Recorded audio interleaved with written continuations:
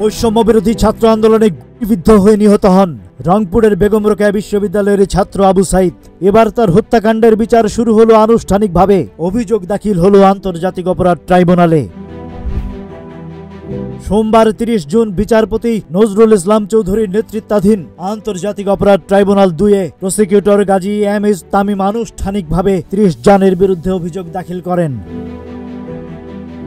১১টা ৩০ মিনিটে অভিযোগ আমলে নেওয়ার বিষয়ে ট্রাইব্যুনালে শুনানি শুরু হয়। এই মামলার তদন্তে উঠে আসে আবু সাইদের মৃত্যুর জন্য দায়ী সাবেক এসআই আমির হোসেন, কনস্টেবল সুজন চন্দ্র রায় এবং বিশ্ববিদ্যালয়ের প্রক্টর শরীফুল ইসলাম, ছাত্রলীগ কর্মী ইমরান চৌধুরী আকাশ সহ আরও অনেকে।